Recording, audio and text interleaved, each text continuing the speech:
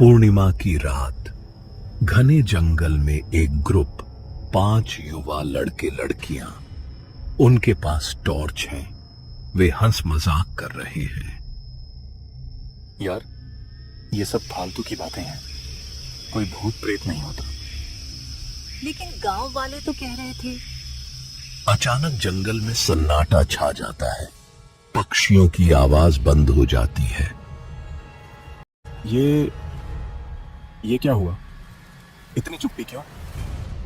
दूर से एक काला मंदिर दिखाई देता है जिसमें से अजीब लाल रोशनी निकल रही है। वो देखो, वो मंदिर। चलो देखते हैं। लेकिन जैसे ही वे मंदिर के पास जाते हैं, एक भयानक चीख सुनाई देती है। उनकी टॉर्च अपने आप बुझ जाती है। राहुल, तुम कहाँ हो? सन्नाटा। फिर एक एक करके सबकी चीखें सुनाई देती है और फिर अंधेरा। अगली सुबह पुलिस वाले जंगल में खोज रहे हैं। केवल बिखरे हुए कैमरे और कपड़े मिलते हैं। फिर से 5 लोग गायब हो गए। यही वो मंदिर है जिसके बारे में सब डरते हैं। 2 सप्ताह बाद गहरे जंगल के बीच एक पुराना मंदिर खड़ा है। उसकी दीवारों में दबे पांवों की आवाजें गूंजती हैं। उसके अंदर कोई नहीं जाता, क्योंकि जो गया वो लौट कर नहीं आया। लेकिन आज एक लड़की उस मंदिर के रहस्य को जानने आई है, और वो नहीं जानती कि मंदिर उसका इंतजार कर रहा था। अदिति, एक 25 वर्षीय पत्रकार, अपनी बाइक पर गांव की ओर आ रही है। वह एक रहस्यमयी मंदिर के बारे में खोज करने आई है। यही है मानपुर गांव, जहां पिछले 30 साल से लोग गायब हो रहे हैं और सबका कहना है वो काला मंदिर।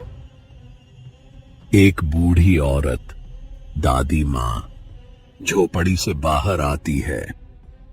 बेटी, यहाँ क्या कर रही हो? सूरज ढलने से पहले यहाँ से चली जाओ। पर दादी माँ, मैं यहाँ उस मंदिर के बारे में जानने आई हूँ। क्या आप उसके बारे में कुछ बता सकती हैं? उस मंदिर का नाम मत लो, वो सुन लेता है। अचानक तेज हवा का झोंका आता है। दादी माँ की झोपड़ी का दरवाजा जोर से बंद हो जाता है। आसपास के पेड़ हिलने लगते हैं, जबकि हवा में कोई आवाज नहीं थी। ये क्या हुआ? वो आ गया। वो जान गया कि तुम उसके बारे में पूछ रही हो। बेटी, भाग जाओ यहाँ से। लेकिन अदिति डरने वालों में से नहीं थी। वो जानना चाहती थी कि आखिर इस मंदिर का रहस्य क्या है, और इसलिए वो अंधेरा होने से पहले उस मंदिर की ओर चल पड़ी। अदिति मंदिर के सामने खड़ी है। वह एक विशाल काला पत्थरों से बना मंदिर है, जिसके दरवाजे पर अजीब निशान बने हैं। ये निशान ये किसी प्राचीन भाषा में लिखे हैं। शायद कोई शाप। क्या कोई है? एक आवाज जो सीधे दिमाग में गूंजती है। तुम आ गए, मैं तुम्हारा इंतजार कर रहा था। और फिर अंधेरा छा गया। अदिति ने जो सुना वो किसी इंसान की आवाज नहीं थी। वो कुछ और था, कुछ ऐसा जो मरा नहीं था। कि चीख गूंजती है और फिर सन्नाटा। अदिति ने आंखें खोली, लेकिन वो अपनी बाइक पर नहीं, बल्कि मंदिर के अंधेरे गर्भगृह में थी। उसके चारों ओर खून से लिखे मंत्र और वो आवाज जो अब और साफ सुनाई दे रही थी। अदिति धीरे धीरे उठती है। उसका सिर चकरा रहा है। वह अपने फोन की रोशनी जलाती है। यहाँ कैसे आ गई मैं? एक पुरानी मूर्ति के पीछे से एक आदमी निकलता है। पंडित जी, गांव के मंदिर के पुजारी। तुम जिंदा हो, पर यहाँ आने वाला कोई जिंदा नहीं बचता। पंडित जी, आप यहाँ क्या कर रहे हैं? मैं तुम्हें बचाने आया हूं, लेकिन समय कम है। ये मंदिर, ये कोई साधारण मंदिर नहीं है। यहाँ 200 साल पहले एक काला जादू हुआ था। पंडित जी ने आदित्य को बताया कि कैसे 1925 में एक तांत्रिक भैरवनाथ ने इस मंदिर में अमर होने के लिए गांव के 108 निर्दोष लोगों को धोखे से बुलाया था।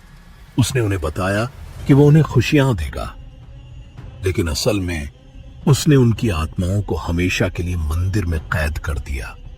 लेकिन गांव वालों ने उसे पकड़ लिया और उसी मंदिर में जिंदा दीवार में चुनवा दिया। लेकिन मरने से पहले भैरवनाथ ने शाप दिया कि हर 30 साल बाद ये मंदिर 7 लोगों की जान लेगा, और अब वो समय फिर आ गया है। पर मैं तो यहाँ सिर्फ रिपोर्टिंग के लिए आई थी। तुम्हारा आना कोई संयोग नहीं है।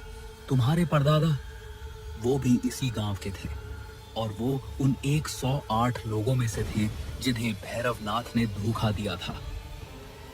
ये क्या हो रहा है? वो आ गया, भागो। दीवार से एक काली छाया निकलती है। वो भैरवनाथ की आत्मा है। तुम मेरे हो, तुम सब मेरे हो।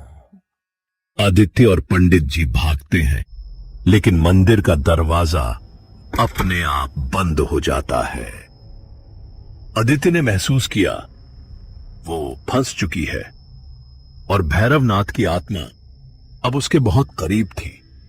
क्या पंडित जी उसे बचा पाएंगे, या अदिति अब उस मंदिर की अगली शिकार बनने वाली है? आदित्य की सांसें तेज थीं। उसके हाथ में वह पुरानी चाबी कांप रही थी। पंडित जी की आंखों में डर था, लेकिन कहीं गहरे एक आशा भी। क्या यही वह चाबी थी जो 200 साल पुराने शाप को तोड़ सकती थी? ये चाबी ये मंदिर के गुप्त तहखाने की है। मेरे दादाजी ने बताया था कि भैरवनाथ ने अपना काला जादू वहीं समाप्त किया था। लेकिन तहखाना कहाँ है? हमें जल्दी करना होगा। भैरवनाथ की काली छाया तेजी से उनकी ओर बढ़ती है। वहां मंदिर के मुख्य शिवलिंग के पीछे फर्श पर एक त्रिकोण बना है। दोनों भागकर शिवलिंग के पास पहुंचते हैं। अदिति फर्श पर बने त्रिकोण को साफ करती है। वहां एक छोटी सी चाबी का छेद है। जैसे ही तहखाना खुला, सड़ांध और पुराने खून की बदबू ने उनके नथुने भर दिए। अंधेरे में कुछ हिला और फिर अचानक दर्जनों धुंधली आकृतियां दिखाई दी। वो उन 108 लोगों की आत्माएं थीं जो यहां फंसी हुई थीं। हे भगवान, ये वो लोग हैं जो यहाँ फंसे हुए हैं? हाँ, और बीच में देखो, वो क्या है? कमरे के बीचों बीच एक काला पत्थर है जिस पर खून से लिखे मंत्र चमक रहे हैं। अदिति, उस पत्थर को तोड़ो, वही उसकी शक्ति का स्रोत है। अदिति पास पड़ा एक बड़ा पत्थर उठाती है। नहीं, तुम नहीं कर सकती। तुम्हारा खून, तुम मेरी ही संतान हो। क्या? हाँ अदिति, तुम्हारे परदादा ने भैरवनाथ की बेटी से शादी की थी। उसका खून तुम्हारी नसों में है, इसीलिए तुम ही इस शाप को तोड़ सकती हो। अदिति हिचकिचाती है, लेकिन फिर दृढ़ निश्चय करके पत्थर पर प्रहार करती है। जैसे ही काला पत्थर टूटा, पूरा तहखाना हिलने लगा। वो धुंधली आकृतियां प्रकाश में बदल गईं और आकाश की ओर उड़ गईं। आखिरकार वो आत्माएं मुक्त हो गई थीं और भैरवनाथ की आत्मा एक भयानक चीख के साथ गायब हो गई। अगली सुबह अदिति मंदिर के बाहर जागती है। पंडित जी उसके पास बैठे हैं। तुमने कर दिखाया बेटा, 200 साल पुराना शाप टूट गया। लेकिन वो लोग, उनका क्या? अब वो आजाद हैं, और तुम्हारे परदादा भी। उनकी आत्मा को भी मुक्ति मिल गई। 3 महीने बाद अदिति अपने दफ्तर में बैठी है। एक नए केस की फाइल देख रही है। अजमेर का काला कुआं, यहाँ भी लोग गायब हो रहे हैं। उसके सहयोगी संजय आते हैं। अदिति, तुम्हारे पास एक चिट्ठी आई है, पर भेजने वाले का नाम नहीं है। अदिति चिट्ठी खोलती है। उसमें पुराने अक्षरों में लिखा है, जो काम तुमने शुरू किया है वो अभी अधूरा है। भैरवनाथ केवल एक था, उसके गुरु अभी भी जिंदा हैं। अचानक चिट्ठी की स्याही लाल हो जाती है और गायब हो जाती है। ये क्या था? संजय, मुझे लगता है हमारी लड़ाई अभी खत्म नहीं हुई। उसी रात अदिति के घर में वो सो रही है जब अचानक खिड़की खुल जाती है। एक काली छाया उसके कमरे में आती है। अदिति, तूने मेरे शिष्य को मारा है, लेकिन मैं तुझसे कहीं ज्यादा ताकतवर हूं। अदिति की नींद खुलती है। वो चौंकती है, लेकिन कमरे में कोई नहीं है। सपना था या हकीकत? वो उठकर आईने के पास जाती है। आईने में उसका अक्स नहीं, बल्कि एक बुजुर्ग तांत्रिक दिखाई देता है, भैरवनाथ का गुरु। खेल अभी शुरू हुआ है बेटी। भारत में 108 ऐसे शापित मंदिर हैं और मैं सबका मालिक हूं। आईना टूट जाता है। अदिति डर जाती है। दूसरे दिन सुबह पंडित जी अदिति से मिलने आते हैं। अदिति, मुझे कुछ और बताना था, भैरवनाथ के गुरु के बारे में।